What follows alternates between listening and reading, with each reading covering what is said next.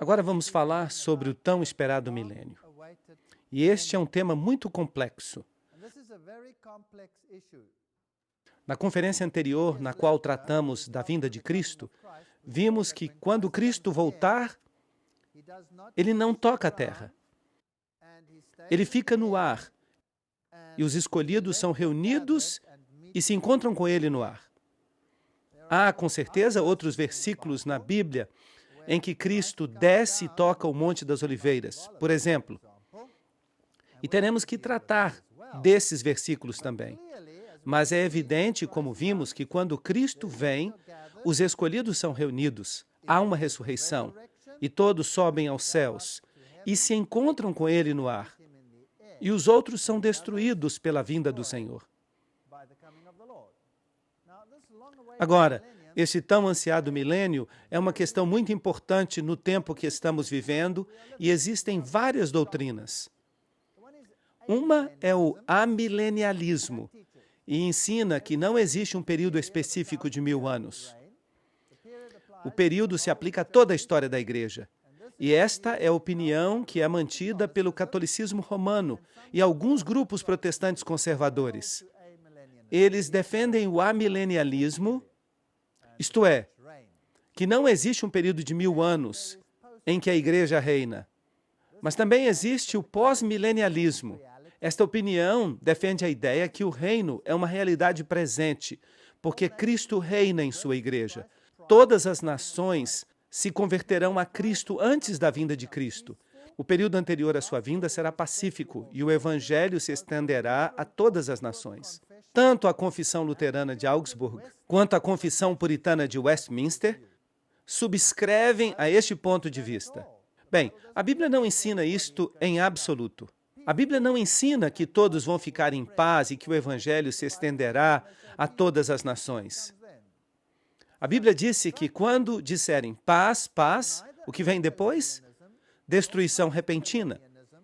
Assim que nem o amilenialismo e nem o pós-milenialismo representam a opinião bíblica. Mas nós também temos o pré-milenialismo. E temos o pré-milenialismo dispensacionalista, que ensina um arrebatamento secreto antes da tribulação. E isso, nós já vimos, não é bíblico. O reino do milênio chega a seu cumprimento na nação judia. É isso que eles ensinam. Mas a nação judia, de acordo com a Bíblia, chegaria a seu fim depois das 70 semanas. E depois o evangelho seria pregado aos gentios. Um judeu pode se converter ao reino hoje em dia ao aceitar Jesus Cristo como seu salvador pessoal. Mas, em vez disso, eles ensinam que a nação judaica, o templo e o sistema de sacrifício serão restaurados na Palestina.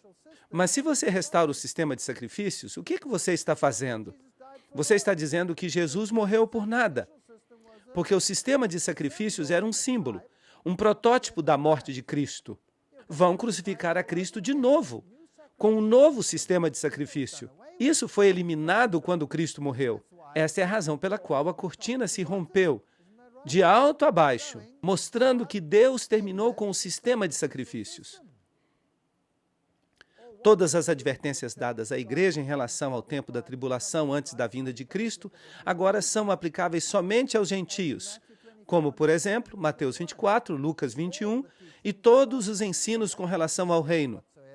Mas isso não faz sentido. Em vez disso, o reino é a bendita esperança daqueles que estão aguardando o regresso do Senhor. E ainda temos o pré-milenialismo histórico. Os remidos de todas as eras estão na terra durante o milênio. A igreja é Israel de Deus, composta por todos os povos de Deus. O período do milênio constitui os primeiros 1000 anos do reino de Deus na terra. Será que isto é bíblico? Não, porque a Bíblia diz claramente, quando o Senhor voltar, o que vai acontecer com as pessoas? Eles vão morrer. E quantas pessoas viu Jeremias? Não havia nenhum homem, ninguém. De maneira que esses são os principais ensinos no mundo. E nenhum deles é bíblico. Nenhum deles, nenhum. Mas como será o fim do mundo? Quando o primeiro milênio terminou, houve tanta euforia na passagem do século. Isaías 14, 13 a 14 diz, Tu que dizias em teu coração, subirei ao céu, junto às estrelas de Deus levantarei o meu trono, e serei semelhante ao Altíssimo. Satanás quis ser como Deus. E os versículos 12 a 14 dizem: Como caíste do céu, ó Lúcifer, filho da manhã, cortado foste da terra, tu que debilitavas as nações, tu que dizias em teu coração, subirei ao céu, junto às estrelas de Deus levantarei o meu trono, e no monte do testemunho me sentarei, no lado do norte, sobre as alturas das nuvens subirei, e serei semelhante ao Altíssimo. Ali, por 5 vezes, se menciona que ele quer ser como Deus, que ele quer se sentar no norte, onde fica o trono de Deus. E isso não é de estranhar, já que Satanás mesmo se disfarça de anjo de luz. Pratiquem o domínio próprio e fiquem alerta. Seu inimigo, o diabo, ronda como um leão rugindo, buscando a quem devorar. 1 Pedro 5:8. Portanto, alegrai-vos céus e vós que neles habitais. Ai dos moradores da terra e do mar, porque o diabo desceu a vós com grande ira, sabendo que pouco tempo lhe resta. Assim que, onde está o diabo? Aqui. E suas nações? Aqui embaixo. Ele está no controle aqui embaixo. Mas Deus tem a última palavra. Ainda assim, permite que ele faça a sua experiência com o pecado. E o dragão lhe deu o seu poder e o seu trono, e grande autoridade, Apocalipse 13:2. Assim que o dragão está utilizando um sistema, e nós identificamos este sistema como o catolicismo romano, para trabalhar por meio dele. O Papa tem poder para mudar os tempos, para cancelar as leis, para dispensar todas as coisas, inclusive os preceitos de Cristo. É ele que altera a lei de Deus, que tem sua própria marca de autoridade, que é o sábado. E a Igreja e o Estado trabalham juntos para impor sistemas papais, que de fato são os sistemas do dragão. Portanto, Jesus Cristo é substituído por um sistema nesta terra, e a Bíblia diz que o protestantismo criará uma imagem da besta e também, eventualmente, fará que a Igreja e o Estado façam exatamente a mesma coisa através de sua santa aliança. Assim que a todos, pequenos e grandes, ricos e pobres, livres e escravos, lhes será posta uma marca na mão direita ou na fronte, e ninguém poderá comprar nem vender, senão aquele que tiver a marca ou o nome da besta ou o número do seu nome. Nós já falamos sobre este assunto, e assim vai ocorrer. Ezequiel 20, 12 e 20. E observem os meus sábados como dias que me são consagrados, como sinal entre vocês e eu, para que reconheçam que eu sou o Senhor seu Deus. Ouçam-me, os que conhecem a justiça, povo em cujo coração está a minha lei. Não temam afronta de homem. Não desmaiem por seus ultrajes. Nada mudou. O que ocorreu antes, ocorrerá também no fim. Porque qualquer um que guardar toda a lei, mas tropeçar em um ponto, se torna culpado de todos. Ou estamos completamente com Deus, ou não estamos com Ele. Porque aquele que disse, não cometerás adultério, também disse, não matarás. Agora, se não cometes adultério, mas matas, tu te fazes transgressor da lei. Assim falai e assim procedei, como aqueles que hão de ser julgados pela lei da liberdade. Assim que a suma de tudo o que ouvistes é, temei a Deus e guardai os seus mandamentos, porque este é o dever de todo homem. Porque Deus trará toda obra a juízo, juntamente com toda coisa encoberta, seja boa ou má. Só um pequeno resumo para que fiquemos atualizados. Porquanto estabeleceu um dia no qual julgará o mundo com justiça, pelo varão a quem designou. Esse é Jesus, comprovando isto para todos, dando fé a todos com o fato de que ressuscitou dos mortos. Não há nenhuma dúvida acerca de quem está falando aqui. E eu disse no meu coração, ao justo e ao ímpio julgará Deus, porque há um tempo para tudo o que se quer e para tudo o que se faz. Haverá um juízo para os justos e os ímpios. Agora, quando começa este juízo? O juízo começa com o povo de Deus, porque é o tempo em que começa o juízo pela casa de Deus. E se começa primeiro conosco, qual será o fim daqueles que não obedecem o Evangelho de Deus? 1 Pedro 4, 17. E aquele que teve muita luz, terá que prestar contas. Terá que prestar contas. Quando somos julgados, Deus nos revela nosso caráter e nos disciplina para que possamos ser refinados. As pessoas têm essa ideia de que, quando se convertem ao cristianismo, não estão mais sob o juízo. Pensam que o juízo é uma coisa negativa, mas Deus não trabalha assim. Quando uma pessoa vem a Cristo, ela continua sob o juízo, pois o juízo pode ser algo bom para o cristão. Mas, sendo julgados, somos castigados pelo Senhor. Mas se está em Cristo, Ele começa a discipliná-lo, para que não sejamos condenados com o mundo. 1 Coríntios 11:32. Isso não é uma coisa boa? De maneira que, quando uma pessoa se converte ao cristianismo, essa pessoa aceita Jesus Cristo, mas esta pessoa deve estar disposta a mudar. E o que ocorre se uma pessoa não está disposta a mudar? Sem a santificação, não veremos a Deus. Hebreus 12:14. Mas alguém pode dizer, quero ser cristão, aceito a Jesus Cristo. Sou cristão. Mas e depois? Agora o Senhor lhe diz, muda. Mas se a pessoa diz, não, eu já estou salvo, não tenho que mudar. Será que vai ser salvo ou não? Não. Quando uma pessoa entra nesse juízo, Deus lhe mostra o seu caráter. E essa pessoa tem que mudar pela graça de Deus. E como já expliquei antes, Ele usa também aqueles que amamos. E usa aqueles que estão na igreja para nos ajudar a mudar. A mensagem dos 3 anjos sai ao mundo. A primeira mensagem do anjo, lembram-se? O Evangelho eterno, a hora do juízo chegou. A segunda mensagem do anjo, Babilônia caiu. E o terceiro anjo, a marca da besta. Esta é a advertência, a última advertência à terra. E depois disso, o que acontecerá? Apocalipse 18, 1 a 4. Nós já lemos isso. Babilônia caiu, se converteu em guarida dos demônios imundos. A igreja já não prega mais o que deve pregar. E todos se envolvem com ela, os reis, os mercadores. E por isso terão que enfrentar as consequências. Apocalipse 16, 13 a 14 fala dos espíritos imundos, como rãs que saem ao mundo e reúnem a todos para a poderosa batalha. Esses espíritos de demônios fazem sinais e vão aos reis da terra em todo o mundo para reuni-los para a batalha do grande dia do Deus Todo-Poderoso. E nós vimos que nós vamos precisar de paciência e que vamos ter que nos apegar à obediência a Deus e à fé em Jesus. E logo sai o decreto. O que é injusto, continua injusto. E o que é imundo, continua imundo. Apocalipse 22, 11. Fecha a porta da graça. E será um tempo de angústia, qual nunca houve desde que há pessoas até agora. Assim que esta é a sequência. Percebem como tudo vai acontecer?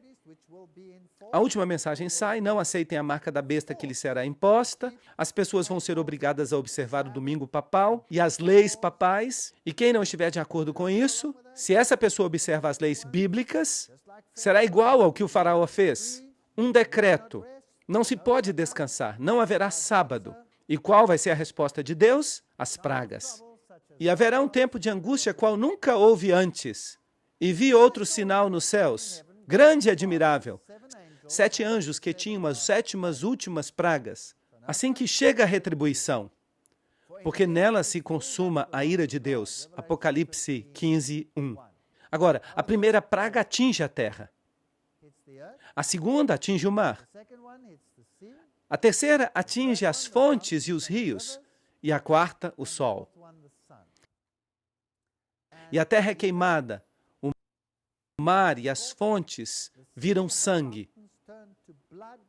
E nós vimos os paralelos quando estudamos as trombetas do Apocalipse. Lembram-se disso? Mas, contudo, as trombetas atingiam somente 1/3.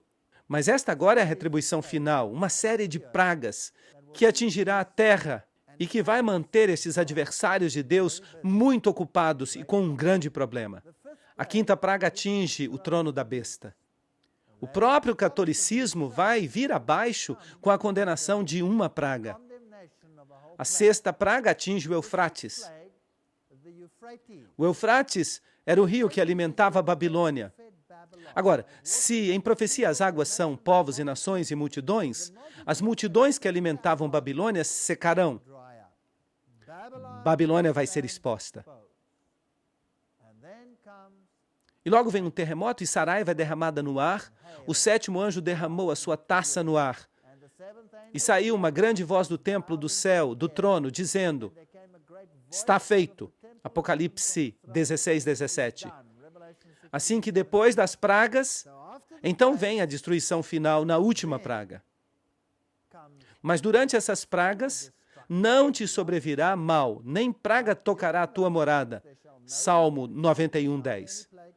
E diz Isaías, no capítulo 26, 20 a 21.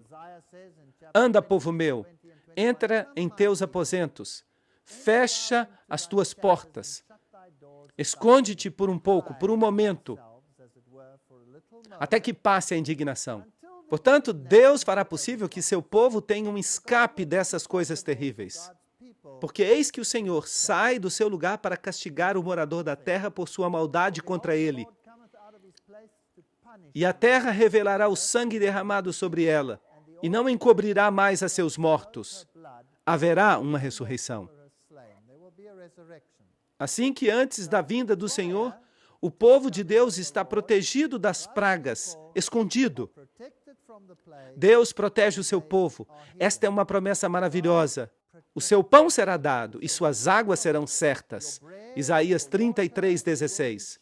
Não será preciso ter medo de nada. Mas com respeito à vinda do nosso Senhor Jesus Cristo e nossa reunião com Ele, nós rogamos, irmãos, que não se deixem mover facilmente de seu modo de pensar. Nem fiquem conturbados, nem por espírito, nem por palavra, nem por carta como se fosse nossa, no sentido de que o dia do Senhor está próximo, que ninguém os engane, de modo algum, porque esse dia não virá sem que antes venha a apostasia, de maneira que há uma apostasia, e se manifeste o homem do pecado, o filho da perdição. Bem, já vimos isso.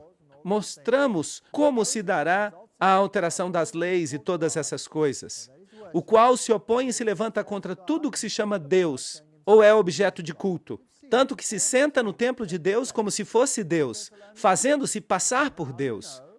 E nós já vimos como isso vai acontecer. E vocês sabem o que o detém.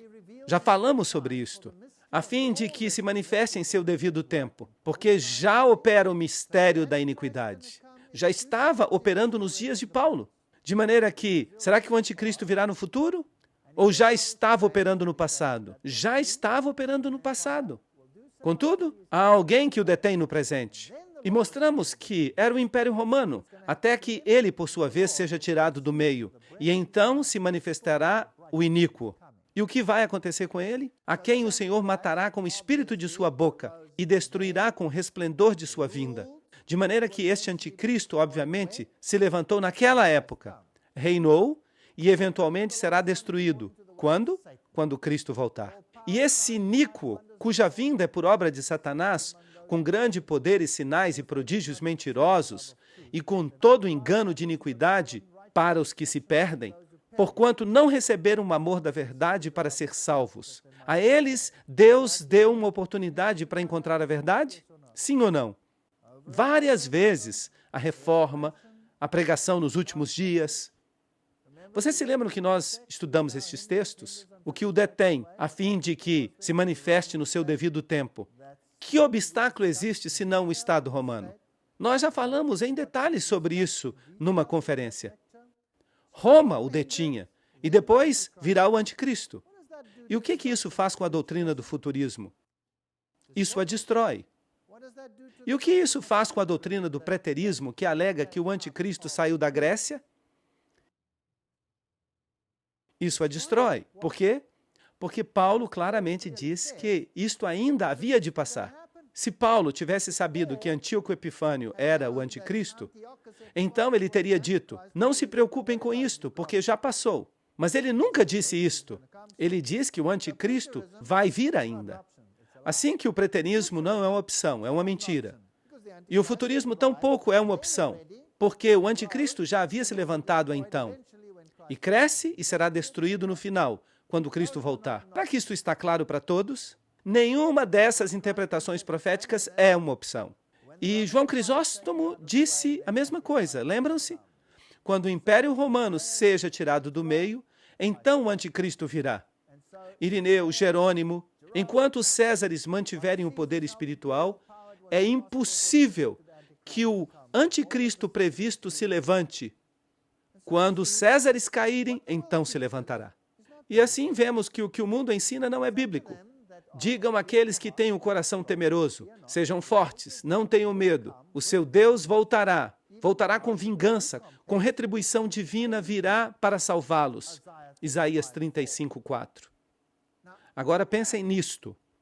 Se Jerusalém vai ser reconstruída aqui na terra, e se supõe que os gentios vão restaurar tudo, por que então não se diz que o seu Deus virá com recompensa e restaurar a ti como a nação que governa?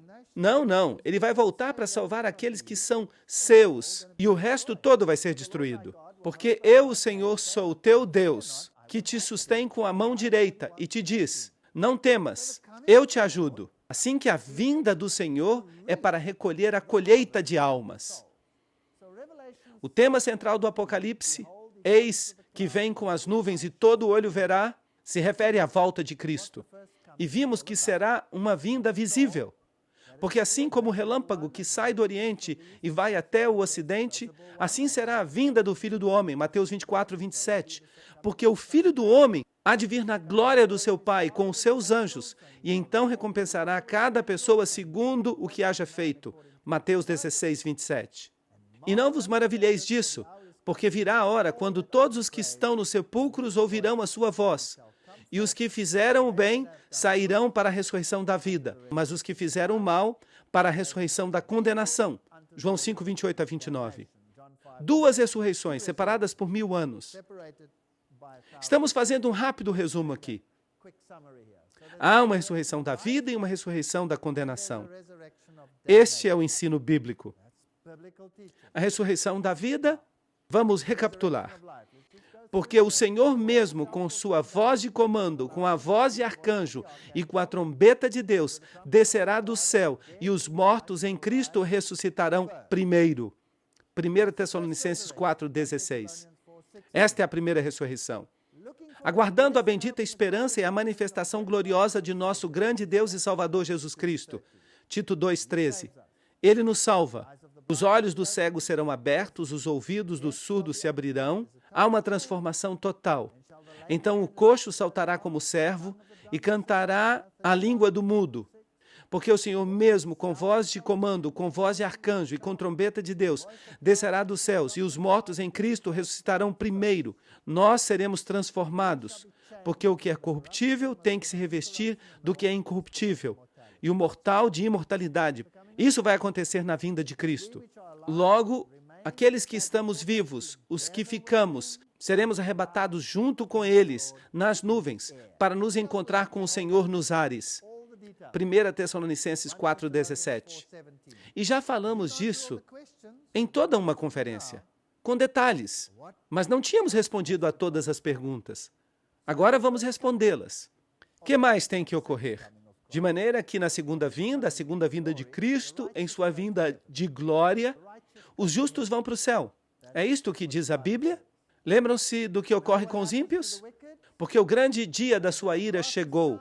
E quem poderá subsistir? Eles se esconderão nas covas e entre as rochas das montanhas. E dirão, caiam sobre nós. A ira do Cordeiro chegou. E o Senhor quebrantará os reis nesse dia.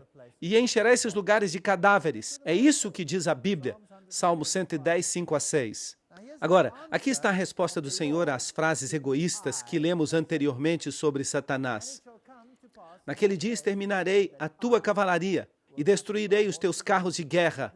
Exterminarei as cidades de teu país e derrubarei as tuas fortalezas. Porei fim a tuas feitiçarias e não terás mais adivinhos. Acabarei com os teus ídolos e com os teus monumentos sagrados. Nunca mais voltarás a prostrar-te diante das obras das tuas mãos. Arrancarei as tuas imagens de Aserá e reduzirei a escombros as tuas cidades. Com ira e com furor, eu me vingarei das nações que não me obedeceram. Miqueias 5:10-15. Na tradução inglesa, a palavra eu é mencionada 8 vezes. 8 é o número de Cristo. E isso é incrível. Pequenos paralelismos na Bíblia. De maneira que Cristo vem para pôr fim ao reino de Satanás nesta terra. Será que isto é bíblico? Muito bem. Assim que os ímpios vivos morrem na vinda de Cristo. E o que vai acontecer com este planeta? E o que vai acontecer com Satanás? Esta é uma boa pergunta. Vi, além disso, um anjo que descia do céu com a chave do abismo e uma grande cadeia na mão. Sujeitou ao dragão, aquela serpente antiga que é o diabo, Satanás, e o prendeu por 1000 anos. Apocalipse 20, 1 e 2. De maneira que Satanás vai ser preso por quanto tempo? 1000 anos. E de que forma será preso? Com cadeados literais? Não. Ele será preso numa cadeia de circunstâncias, por 1000 anos. Salmos 68, 6. Deus faz que o solitário viva em família e liberta aqueles que estão presos em grilhões, mas os rebeldes habitam em terra seca. Percebem que existem cadeias de circunstâncias? E por que Satanás será preso durante 1000 anos nas circunstâncias nas quais se encontra? Porque não vai existir ninguém ao seu redor. Não vai haver ninguém para que ele possa enganar. Ele não vai ter nada o que fazer, mas vai estar confinado a este planeta. Ele vai permanecer aqui 1000 anos sem nada neste planeta. Vai descansar dos seus trabalhos durante 1000 anos. E este é o milênio, 1000 anos. Lembram-se de Jeremias 4:26? Olhei e eis que o campo fértil era um deserto, e todas as suas cidades estavam assoladas diante do Senhor, diante do ardor de sua ira. Assim que, quantas cidades vão sobrar neste planeta? Nenhuma. As cidades estarão assoladas, destruídas, e jazerão os mortos do Senhor naquele dia. Quando a Bíblia, nestas profecias, diz este dia, significa a vinda do Senhor. Desde um extremo da terra até o outro, não serão recolhidos, não serão sepultados. Como esterco ficarão sobre a face da terra. Nós já lemos estes textos. Todos vão morrer. De maneira que na segunda vinda de Cristo, Jesus volta, os vivos sobem, os justos mortos são ressuscitados, os ímpios vivos são mortos. E como vamos nos encontrar com o Senhor? Nas nuvens, com os anjos. Onde nos encontramos com Ele? No ar. Isto é bíblico. Mas os outros mortos não voltarão a viver até que se cumpram os 1000 anos. Apocalipse 25. De maneira que 1000 anos separam a primeira da segunda ressurreição. E nada vai acontecer neste planeta. Portanto, aqui estamos em nossos dias, depois Jesus volta, depois a terra vai ficar desolada e Satanás vai ficar preso. Abissos significa desordenada e vazia. A palavra de Gênesis 1:2. A terra retorna ao seu estado de abissos, desordenada, vazia, destruída. E ali vão estar apenas os demônios que a habitam. A terra fica então numa condição desgarrada, obscura, o abismo no qual Satanás será forçado a permanecer durante 1000 anos. E ele vai ver a todos esses cadáveres espalhados, mas ele não tem poder para ressuscitá-los. E o que vai acontecer com os justos durante o milênio? Vamos ler acerca disso em Apocalipse 26. Serão sacerdotes de Deus e de Cristo e reinarão com ele 1000 anos. Onde isso vai acontecer? Vai acontecer no céu, certo? E vi tronos e se sentaram sobre eles os que receberam a faculdade de julgar. Apocalipse 24. Bem, tem uma pergunta. Se Jesus vem nas nuvens do céu e separa os justos dos injustos, se todo o juízo foi dado a Jesus, então esse juízo, no momento da sua vinda, já vai ter ocorrido, certo? Então, em que juízo estão agora envolvidos os santos? Eles estão aqui, todos têm tronos, e o juízo lhes é dado e eles podem abrir os livros. Ou não sabeis que os santos hão de julgar o mundo? Ou não sabeis que vamos julgar os anjos? Incrível! E eu pergunto, que anjos? Os anjos caídos. 1 Coríntios 6, 2 a 3. Portanto, Satanás será julgado. O juízo revela que Deus fez todo o possível para salvar a todas as pessoas. Certamente, Senhor Deus Todo-Poderoso, os teus juízos são verdadeiros e justos. Apocalipse 16, 7. Eu chamo este juízo de juízo da verificação. Deus já julgou o mundo. Jesus então volta. Separa os ímpios dos justos. Os justos vão com ele para o céu. Ele lhes preparou um lugar. Eu vou e virei outra vez e os tomarei para mim mesmo. Ele os leva para o céu. E agora eles têm uma oportunidade de ver se Deus foi justo. E podem revisar os livros e verificar o caso de todos os indivíduos que já viveram. E entender a catástrofe do pecado desde o seu princípio até o fim.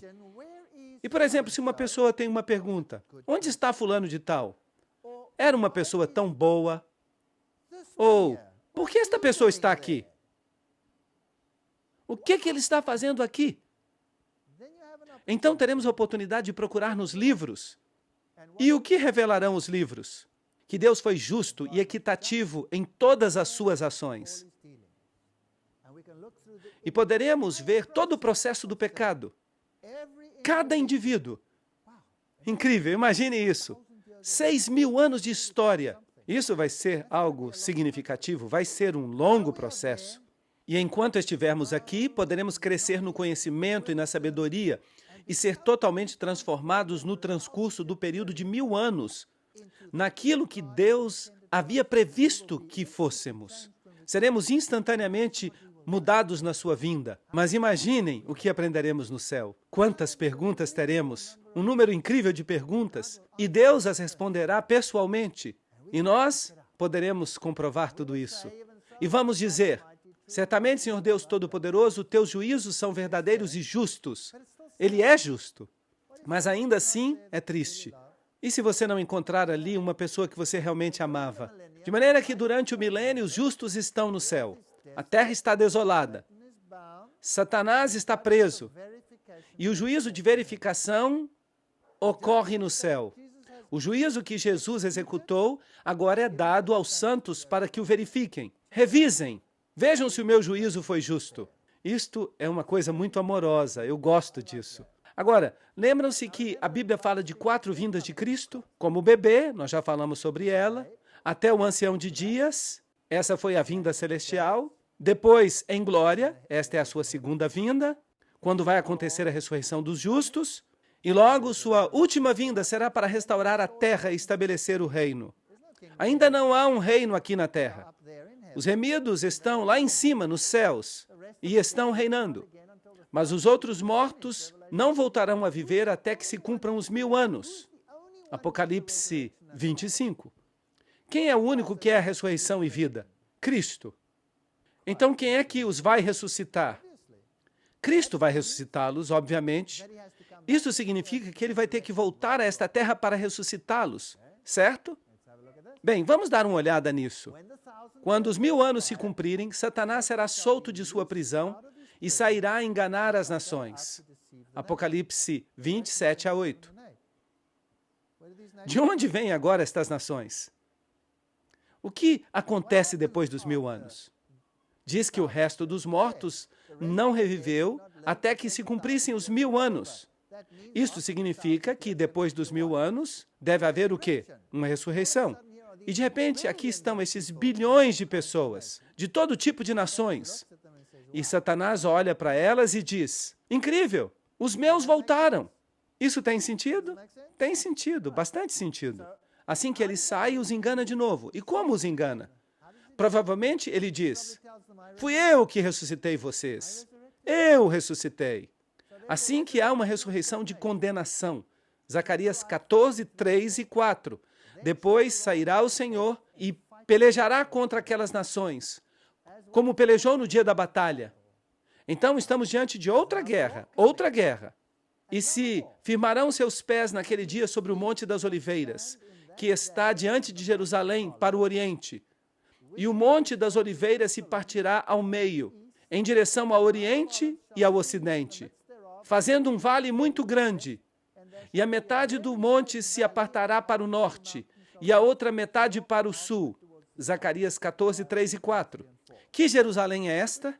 Será a velha Jerusalém aqui embaixo? Não foram por acaso destruídas todas as cidades? Sim. Então, de onde sai esta Jerusalém? Agora o Senhor não permanece no ar, para que os demais vão se encontrar com ele. O que ele faz? Ele desce. E quando ele que não tem pecado, toca esta terra contaminada, o que acontece? Bum! Uma poderosa planície se abre e se purifica. Para quê? Para que algo desça. E eu, João, vi a santa cidade, a nova Jerusalém, descer do céu, de Deus, disposta como uma esposa ataviada para seu marido. Apocalipse 21, 2. Será que estamos falando aqui da velha Jerusalém? Ou da nova Jerusalém? De onde ela vem? Esta é a maior nave espacial que já veio à Terra. Toda uma cidade enorme. Não é possível sequer imaginá-la. Incrível.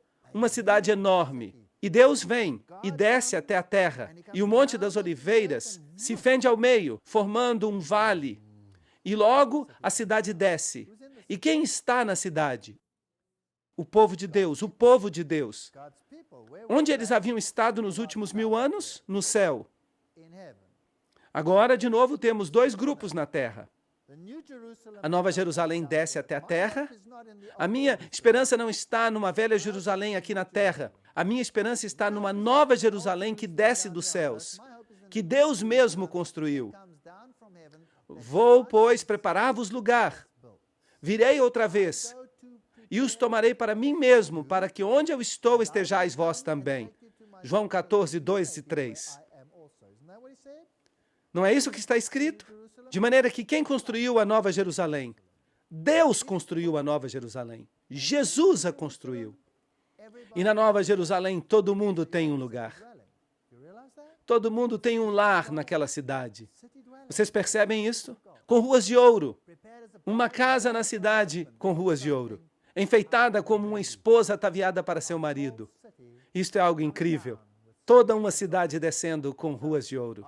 Então, enquanto Satanás estava preso, desce a cidade santa. E o que acontece depois disso? Acontece uma ressurreição, Apocalipse 27. Quando os 1000 anos se cumprirem, Satanás será solto da sua prisão. Agora, há outra coisa que precisamos lembrar. A última parte do Apocalipse é um quiasma. Os acontecimentos estão escritos em sentido inverso, para que fique no centro o grande clímax do livro do Apocalipse. Portanto, os acontecimentos são descritos ao inverso. Por isso, devemos ler um depois do outro. Quando os 1000 anos se cumprirem, Satanás será solto da sua prisão. Há uma segunda ressurreição, todos os ímpios estão ali de novo, Satanás tem Napoleão do seu lado, Adolf Hitler está ali, estão todos prontos para ir e sairá a enganar as nações que estão nos 4 cantos da terra, Gog e Magog. E isso é interessante, a fim de reuni-los para a batalha. E o número deles é como a areia do mar. Ele tem um enorme exército. E ele vê a Nova Jerusalém. E o tamanho dela é aproximadamente a área da Polônia. De fato, quando eu apresentei estas conferências na Polônia, muitas pessoas me disseram, a Polônia vai ser o lugar, já que é exatamente do tamanho da Nova Jerusalém. É claro, essa cidade é tão alta quanto larga. Como será então exatamente a cidade? Eu não sei exatamente. Talvez possamos imaginar uma cidade que tenha a mesma altura e largura. Pode ser o formato de um cubo. Que outro formato pode ser? Uma pirâmide, talvez. Eu não sei exatamente como vai ser. Eu ainda não vi a Nova Jerusalém, mas eu tenho muita vontade de vê-la. Mas eu sei que Satanás ama as pirâmides. E Satanás é um copiador. Por isso eu acho que a Nova Jerusalém vai ser uma pirâmide. É só um palpite. Não é doutrina, é só um palpite. Eu não sei como vai ser. E eu vou ficar muito emocionado quando eu vê-la. Gog e Magog. Há um capítulo inteiro no livro de Ezequiel acerca de Gog e Magog. Trata-se de uma tipologia sobre a destruição de Satanás e sua hoste. É isso que é, a fim de reuni-los para a batalha. E o seu número é como a areia do mar. E subiram a largura da terra e rodearam o acampamento dos santos e a cidade amada. Que cidade? A Nova Jerusalém, com os santos lá dentro. E do lado de fora da cidade, em uma terra que ainda está contaminada, porque o que vai purificá-la é a vinda de Jesus ao tocá-la. Há uma grande planície sobre a qual está a cidade, assim que eles se acampam ao redor da cidade amada. Mas Deus faz descer fogo do céu e os consome. Eles vão ser destruídos. Essa é a batalha chamada Gog e Magog. E o diabo que os enganava foi lançado no lago de fogo e enxofre. De maneira que, finalmente, qual é a parte que faltava de Babilônia para obter a sua recompensa? O dragão, a hoste demoníaca. Eles são lançados onde estava a besta e o falso profeta. Mas a palavra estavam se encontra em itálicos na Bíblia em inglês. Isso significa que ela não está no original. Muito interessante. Onde estavam a besta e o falso profeta. Isso nos diz que foram lançados antes. Eles foram destruídos. Mas agora eles estão todos ali, porque fizeram parte da segunda ressurreição. Mas vão ser todos destruídos e serão atormentados de dia e de noite pelos séculos dos séculos. Mas será que vamos ter um inferno que queima pelos séculos dos séculos? Vamos ter que estudar esse assunto. Jesus volta e há uma colheita. Apocalipse 20, 11. E vi um grande trono branco, e o que estava sentado nele, diante do qual fugiram a terra e o céu, e nenhum lugar se encontrou para eles. De maneira que quando este trono se levanta, coisas grandiosas sucedem. E eu vi os mortos. Agora, lembrem-se, nós estamos lendo os acontecimentos ao inverso, devido à estrutura do quiasma. Assim que, de fato, quando lemos a história do Apocalipse, há uma guerra. A Santa Cidade é rodeada e logo há uma ressurreição. Vocês se lembram que eu disse que vocês deviam ler ao inverso? A estrutura do quiasma, em realidade, nos diz que temos que ler assim. Uma ressurreição, as pessoas rodeiam uma cidade, depois há um juízo e uma destruição. Assim que eu vi os mortos, grandes e pequenos, de pé, diante de Deus, e os livros foram abertos, e outro livro foi aberto, que é o livro da vida, e foram julgados os mortos, pelas coisas que estavam escritas nos livros, segundo as suas obras. E assim, cada um fica confrontado exatamente com a razão por que não foi para o céu. E o mar entregou os mortos que havia nele, e a morte e o Hades. Aqui a palavra Hades se lê como inferno, em outras versões. Mas, em realidade, Hades significa a tumba, como vimos na conferência sobre a morte. E a morte e o Hades entregaram os mortos que estavam neles, e foram julgados, cada um segundo as suas obras. E a morte e o inferno foram lançados no lago de fogo. Ah, temos uma pista. O lago de fogo é a segunda morte. E o que sucedeu na primeira morte? Morreram. O que acontecerá na segunda morte? Vão morrer. E o que não se achou inscrito no livro da vida foi lançado no lago de fogo. Vamos dar uma olhada neste juízo, Isaías 45, 22 a 24. Olhai para mim e sede salvos, todos os termos da terra, porque eu sou Deus, e não há outro. Eu mesmo fiz o juramento. Da minha boca saiu a palavra com justiça, e não será revogada, que diante de mim se dobrará todo joelho, e jurará toda língua. Assim que estas pessoas que se opõem a Deus, o que elas terão de fazer? Terão de confessar que Ele é o Rei e que elas estavam equivocadas. Todo mundo terá que fazer isso. E jurará toda língua, e se dirá de mim, certamente no Senhor estão a justiça e a força. A Ele virão, e todos aqueles que contra Ele se enaltecem serão envergonhados. Este dia vai vir. E Romanos 14, 11 diz, porque está escrito, vivo eu, diz o Senhor, que diante de mim se dobrará todo joelho e toda língua confessará a Deus. Que mal é preservado no dia da destruição, guardado será no dia da ira. Jó 21:30. Todos eles vão ser destruídos. De maneira que esta batalha de Gog e Magog, quando acontecerá? Vamos falar sobre isso na próxima parte.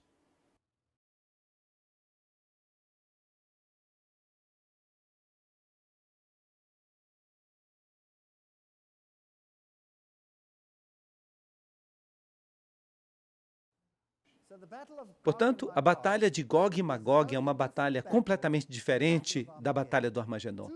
Há duas batalhas. Quando vai ocorrer o Armagedon? Na segunda vinda de Cristo.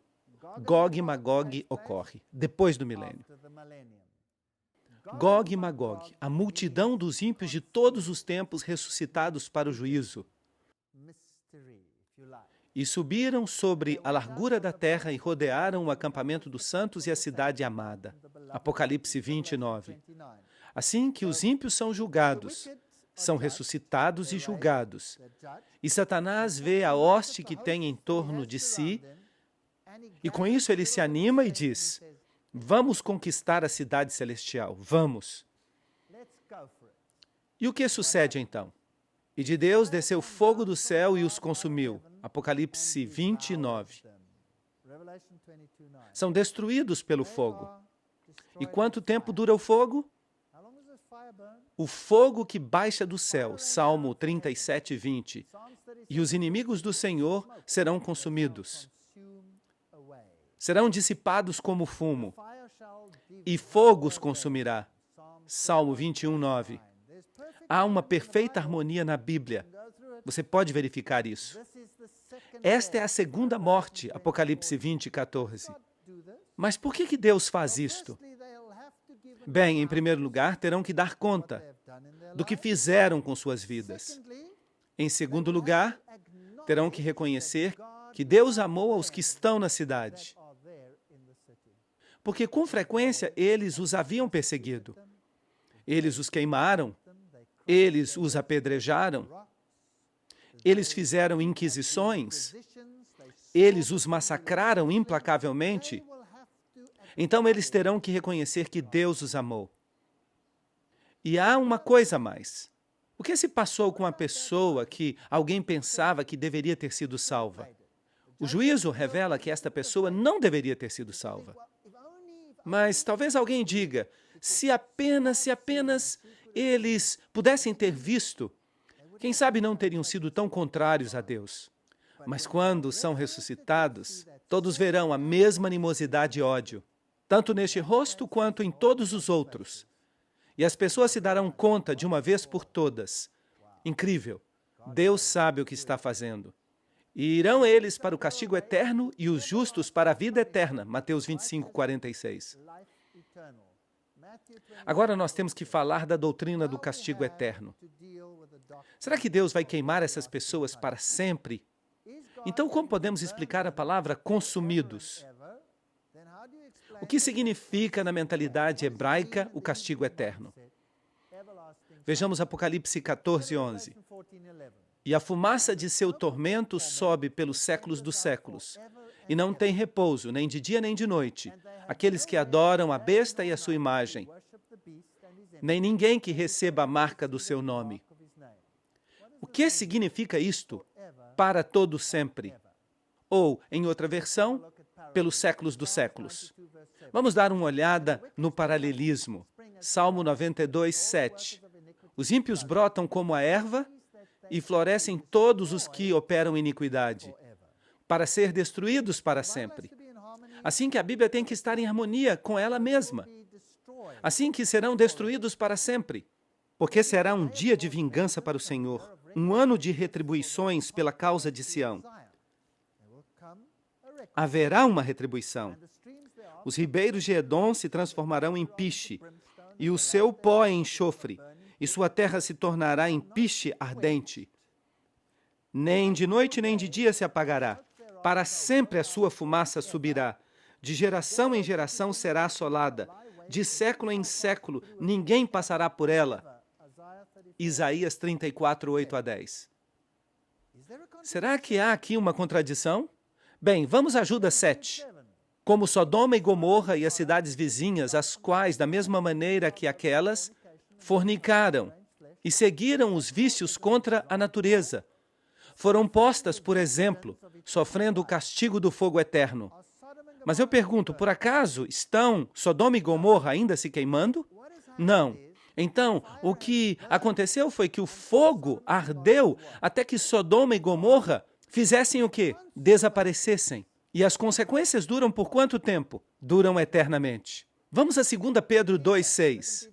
E sim condenou para a destruição as cidades de Sodoma e Gomorra, reduzindo-as a cinzas, e pondo-as, por exemplo, daqueles que haviam de viver impiamente. De maneira que temos aqui um protótipo. Quando estas cidades foram queimadas, as consequências foram eternas. Bem, talvez isso não seja suficiente para a maioria das pessoas. Então falemos deste fogo inextinguível. Jeremias pode nos dar uma pista. Jeremias 17, 27. Mas se não me ouvirdes para santificar o dia de sábado, e para não trazer carga, nem colocá-la nas portas de Jerusalém no dia de sábado, eu acenderei um fogo em suas portas, e consumirei os palácios de Jerusalém, e não se apagará. Aqui temos um fogo inextinguível. Esse fogo será aceso e não se apagará.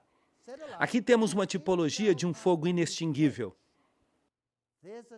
Vamos a Jeremias 52, 12 e 13.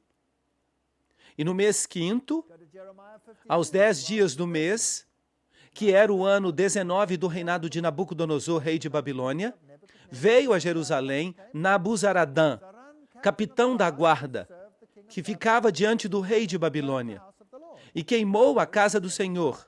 Vejam que o templo foi queimado, e a casa do rei, e todas as casas de Jerusalém, e as destruiu com fogo, todo edifício grande. E assim que este fogo inextinguível foi posto em ação. 2 Crônicas 36, 19 a 21, toma esta analogia e diz: e queimaram a casa de Deus. Simplesmente estão explicando o que ocorreu. E romperam o muro de Jerusalém, e consumiram a fogo todos os seus palácios, e destruíram todos os seus objetos mais desejáveis. Os que escaparam da espada foram levados cativos à Babilônia, e se tornaram servos dele e de seus filhos, até que veio o reino dos persas. Para quê? Para que se cumprisse a palavra do Senhor pela boca de Jeremias. Assim que, em outras palavras, quando Jeremias disse que vai se queimar com fogo inextinguível, aqui se diz que cumpriu quando queimaram a casa de Deus. Certo ou não? Será que esse fogo continua ardendo? Não. Mas e as consequências disso? Vão durar quanto tempo? Eternamente. Até que a terra haja gozado de seu repouso. Porque todo o tempo de seu isolamento repousou. Até que os 70 anos se cumprissem. Portanto, Malaquias 4:1. Porque eis que vem o dia ardente como um forno, fogo inextinguível, e todos os soberbos, e todos os que fazem maldade serão como estopa. Aquele dia que virá os abrasará. Assim disse o Senhor dos Exércitos, e não deixará nem raiz, nem ramo. Malaquias 4:1. Pisareis os ímpios, porque se farão cinza debaixo das plantas de vossos pés, naquele dia que prepararei, diz o Senhor dos Exércitos. Será então que existe um inferno eterno neste planeta? Sim ou não? Não. Será que isso estaria de acordo com o caráter de Deus? Não. Então, imagine isto. Quando eu era católico romano, e me disseram que minha mãe ia se queimar no inferno para sempre, porque ela não era católica, isso apagou qualquer simpatia que eu tinha para com Deus.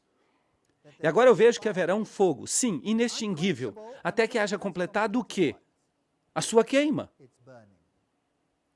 Mas as consequências serão por quanto tempo? Para todo sempre. E serão como cinzas debaixo dos teus pés. E haverá lágrimas, sim. Eu não creio que as lágrimas terminem até que tudo seja restaurado. O Senhor sabe livrar da tentação aos piedosos e reservar os injustos para ser castigados no dia do juízo. 2 Pedro 2:9. Será que eu seria feliz se, digamos, minha mãe não fosse salva? Eu creio que Deus vai julgá-la pela luz que ela recebeu e tenho uma esperança de vê-la no reino de Deus. Mas digamos que ela não seja salva e digamos que eu seja salvo. Será que eu poderia ser feliz se eu a visse queimando no inferno para todo sempre? E será que Deus seria justo queimando alguém por todo sempre? Só porque uma pessoa teve uma vida de 80 anos de apostasia? Sim ou não? Não, essa é uma doutrina horrível. Seria uma vergonha para o caráter de Deus. É uma doutrina católica, é uma doutrina pagã, não é uma doutrina bíblica. E as pessoas leem na Bíblia, sim, porque distorcem o texto, porque não tomam os paralelismos que estão na Bíblia, e por isso serão castigados, 2 Pedro 2,9. E o que vai ocorrer com Satanás? Ó, querubim protetor, eu tirei fogo do meio de ti, o qual te consumiu e te transformou em cinzas sobre a terra. Ezequiel 28, 16 e 18. O que acontece então com o diabo e seus anjos? Vão ser destruídos. Por quanto tempo? Para sempre. Portanto, o problema do pecado será resolvido de uma vez por todas. O pecado vai desaparecer. E ouvi uma grande voz do céu que dizia: Eis o tabernáculo de Deus com os homens. Ele habitará com eles, e eles serão o seu povo. E Deus mesmo estará com eles, como seu Deus, e verão o seu rosto. Apocalipse 21:3 e 22:4. Deus vai estabelecer um reino aqui, nesta terra. Mas tudo o que aconteceu até agora é que a cidade santa desceu. Houve uma ressurreição, houve um juízo, e todos os ímpios de todas as idades, e todos os demônios, e o próprio Satanás, todos são mortos. Satanás vai morrer a morte eterna, e todos os ímpios com ele. E então Deus vai dar um passo para fora, e as pessoas vão segui-lo e caminharão sobre as cinzas dos mortos. A terra será queimada e será renovada. Vi um novo céu e uma nova terra, porque o primeiro céu e a primeira terra passaram. Apocalipse 21:1. Isso não é totalmente diferente da ideia de uma Jerusalém e de um milênio de paz? Essa doutrina não faz nenhum sentido. Portanto, teremos um novo céu e uma nova terra, porque o primeiro céu e a primeira terra passaram. Apocalipse 21:1. E nós esperamos, segundo as suas promessas, novos céus e nova terra. Não uma terra velha, retocada. Não, uma terra nova, na qual habita a justiça, 2 Pedro 3,13. Então, depois do milênio, Deus vai recriar os céus e a terra. Bem, os céus são a atmosfera, que está muito contaminada, necessitando de uma limpeza. No final do milênio, a cidade santa desce, Satanás a ataca, os ímpios são destruídos, a terra é renovada. Esta é a doutrina bíblica. Vi um novo céu e uma nova terra, porque o primeiro céu e a primeira terra passaram, e o mar já não existe mais. O mar separou as pessoas. O mar é salgado. E há uma grande quantidade de geologia nisso, sobre a qual eu não vou falar agora. Mas haverá água, lagos gigantes, tão grandes quanto os oceanos, provavelmente. Eu não sei exatamente como é que isso vai acontecer, mas vai ser fantástico. E vai ser água doce. E o mar será 10 bilhões de vezes melhor do que o que temos hoje. E o leopardo se deitará com o cabrito, e não lhe fará mal nem dano em todo o meu santo monte. Isaías 11, 6 e 9. E o leão vai comer o quê? Palha com o boi. Isso é incrível. E o urso e a vaca apacentarão juntos. É surpreendente. Se observarmos a dieta original dos animais no mundo, veremos que as plantas da terra foram criadas para eles como alimento. Mas depois que o pecado e a morte entraram, o reino animal mudou. E alguns deles passaram a ser carnívoros. Outros continuaram herbívoros. Alguns começaram a se alimentar de carne. Foram muitos os eventos que se sucederam.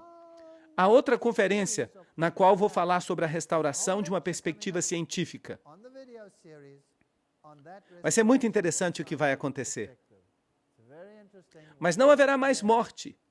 E as crianças poderão ir e acariciar um leão e brincar com eles. Não trabalharão em vão, não darão à luz para maldição, porque fazem parte da linhagem dos benditos do Senhor, e seus descendentes com eles. Isaías 65, 23. E onde ficará o reino? Aqui, nesta terra, depois do milênio. Os ímpios não mais existirão. Não haverá mais animais que matam. Nada disso vai voltar a acontecer. Porque eis que eu criarei novos céus e nova terra. E não haverá memória do primeiro, nem mais virá o pensamento. Isaías 65, 17.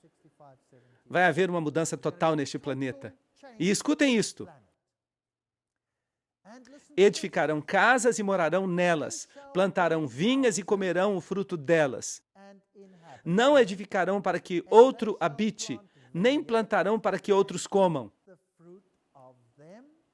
Os meus escolhidos desfrutarão da obra de suas mãos. Isaías 65, 21 a 22. Por quanto tempo? Para sempre. Bem, se vocês me permitem fazer um resumo, vocês vão ter uma casa na cidade da Nova Jerusalém. E quem a construiu? Deus. Deus vai construir uma casa. Jesus vai construir uma casa para você, incrível. E você também vai ter uma casa de campo. E quem vai construí-la? Você pode construí-la. Do jeito que você quiser. Você pode ir com o melhor arquiteto do universo e pode dizer, o que você sugere? E você pode construí-la exatamente como você deseja. E o que mais você vai fazer lá? O que você vai plantar? Você vai plantar árvores frutíferas. E o que você vai fazer? Você vai comer dos frutos. Bem, eu mudei muito de casa nos últimos anos. E em toda casa que eu moro, eu planto estas árvores frutíferas. Bum! E logo, antes que eu possa comer os frutos, o que acontece? Eu mudo de casa. E eu detesto fazer mudança. E quando eu passo diante dessas casas onde eu costumava viver, e eu vejo estas árvores lindas, eu fico triste porque eu não posso nem pegar um desses frutos sem ser ladrão. Não é verdade? Que situação patética. Mas aqui eu vou ter uma casa de campo. Plantarei minhas próprias coisas e eu vou poder comê-las. E vamos nos lembrar como era o sistema israelita. Era incrível. O que acontece se eu saio para passear neste planeta? Se eu estou passando pela sua casa ou pela sua terra, sua propriedade, será que eu vou poder comer? Claro que sim. Qual era a lei bíblica? Qual era a tipologia da lei naquele velho planeta? Quando passava pela terra de outra pessoa, podia comer o que quisesse. Mas o que não podia fazer? Não podia fazer uma colheita, é claro. Haverá cercas na nova terra? Não, sem cercas. Eu vou poder passar por sua terra sem que você fique louco, porque você vai me amar e eu o amarei. E eu posso ver uma fruta ali e posso decidir qual delas eu quero. Esta aqui está absolutamente perfeita e aquela também está absolutamente perfeita, de modo que qual dessas frutas absolutamente perfeitas eu quero comer? E eu pegaria uma fruta e a comeria. E nós vamos conviver com todos esses animais. Animais que antes nem sequer conhecíamos, pois tantos animais ficaram extintos. Imaginam isto? E vamos dar um passeio e entrar na selva, e vamos ver todas essas criaturas, vamos subir nos elefantes, que são enormes, e talvez haja ainda animais maiores. E vamos viajar e vamos ver todas estas coisas. E se eu tenho uma reunião na Nova Jerusalém, com que rapidez eu posso chegar lá? À velocidade da luz? Não, isso vai ser muito lento. E o que é mais rápido, então? Na velocidade do pensamento. Qual foi a rapidez com a qual o anjo veio a Daniel quando ele orou? Antes mesmo de pedir, ele já estava ali. E Filipe chegou perto da carruagem, e há uma tipologia aqui, e ele estava pregando ao eunuco. E no momento seguinte, ele se encontrava em uma cidade, a 100 quilômetros de distância. Com que rapidez foi? Assim. Assim que não haverá mais separação.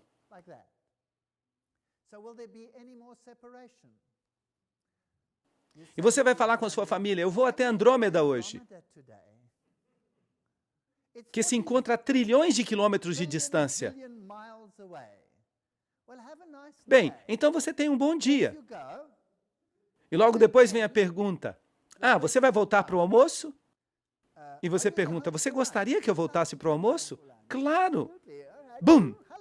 Oi, eu voltei para o almoço. Isto é fantástico. Já não haverá mais limites de velocidade. Nunca mais. Eu vou comer o fruto que eu mesmo plantei. Vou plantar minhas vinhas. Cada um de nós teremos um lugar no campo. E vocês sabiam que se nós tomássemos toda a população do mundo hoje em dia, vocês sabiam que todos caberiam na parte norte do estado da Flórida? Não sabiam? Toda a população mundial de hoje caberia nessa pequena região. De maneira que, em realidade, não estamos superpovoados. O que acontece é que a Terra está em um total desastre. Mas imagine se toda a Terra for restaurada. Será que teríamos todos espaço suficiente? Ainda que fizemos um cálculo desde o princípio, desde todas as épocas, haverá espaço suficiente. E a Nova Jerusalém, a propósito, se calcularmos a quantidade de espaço nela, haverá espaço suficiente para caber a todos os que viveram. Assim que, em realidade, Deus não quer que ninguém se perca. Ele não vai fazer uma Nova Jerusalém pequena, pensando somente naqueles que vão estar ali. A Nova Jerusalém será suficientemente grande para todos os que viveram. Infelizmente, os anjos vão acabar tendo que ocupar um pouco desse espaço. É muito triste, porque isso depende da nossa escolha. Mas esse novo mundo será algo especial. Não há morte, não há dor, nada. Será fantástico. Não se afligirão, não farão mal em todo o meu santo monte, disse o Senhor, Isaías 65, 25. Sabem outra coisa? A Bíblia diz que os redimidos são os que seguem o Cordeiro onde quer que ele vá. Não diz isso? Bem, será que Deus está preso ao chão ou será que ele se move? Ele se move. Ele tem um vasto universo. E qual é o tamanho que vocês imaginam que o universo tem? Ele tem trilhões de mundos, tudo sob o controle de Deus. Mundos que não caíram. E como Rei do Universo, para onde ele vai? A todas as partes. E quem vai poder ir com ele? Nós. Nós representamos o Altíssimo e vamos contar para todo mundo, todos os seres que foram criados, o que Cristo fez por nós. Vamos contar de seu caráter formoso, dizendo-lhes sobre todas as coisas maravilhosas que Jesus fez em nossas vidas. Vamos falar sobre como era ser pecador e estar perdido e ser redimido. E o pecado nunca mais vai existir novamente, garantido. E os redimidos se tornarão uma fortaleza contra o pecado, por todo sempre. Não haverá lágrimas nem destruição, nunca mais no reino de Deus, nunca mais. E eu lhes digo que virão muitos do Oriente e do Ocidente e se sentarão no reino dos céus. Mateus 8:11. Esta é uma doutrina linda. E será que de mês em mês e de sábado a sábado virá toda a carne a adorar diante de mim, diz o Senhor. Isaías 66, 23. Eu pensei que os festivais da Lua Nova haviam terminado. Eles não eram parte da lei cerimonial? Por que vamos nos reunir a cada Lua Nova? Será que há um novo festival da Lua Nova? E em que outro dia nós nos reuniremos? A cada sábado. De maneira que uma vez por semana vamos à Cidade Santa. E não ficaremos sem hospedagem ali, porque cada um de nós terá sua própria casa. Vamos adorar o Senhor. Agora, o que ocorre no festival mensal? Eu não tenho certeza sobre o que vai acontecer no festival mensal, mas eu posso adivinhar. Está escrito que há uma árvore da vida na cidade santa. E qual é a frequência de seus frutos? Uma vez por mês. Uma vez por mês. E tem quantos tipos diferentes de fruto? 12. De maneira que até poderemos escolher. Se você não quer este, pode escolher aquele. Individualidade, liberdade de escolha. Eu gosto disso. E as folhas são para a saúde das nações, Apocalipse 22, 2. Para que isso? Talvez haja uma substância nas folhas que assegura o perfeito funcionamento do DNA para sempre.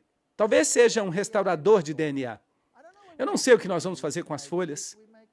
Talvez façamos chá com elas. Talvez um chá melhor do que o chocolate. Eu não sei, mas evidentemente as folhas são comestíveis e deliciosas. E além disso, o fruto é muito saboroso. E é uma árvore enorme. A Bíblia a descreve como de pé, dos dois lados do rio, que está no Éden, porque o Éden foi incorporado à Nova Jerusalém. Inacreditável. De maneira que uma vez por mês nos reunimos em uma festa para celebrar a eternidade ao pé da árvore da vida. E uma vez por semana nos reunimos para cantar louvores ao nosso Rei Celestial. Eu não vejo a hora de estar no céu. Não vejo a hora de chegar à Nova Jerusalém. Não vejo a hora de chegar o reino de Deus. E espero que todos vocês sejam parte desse reino também.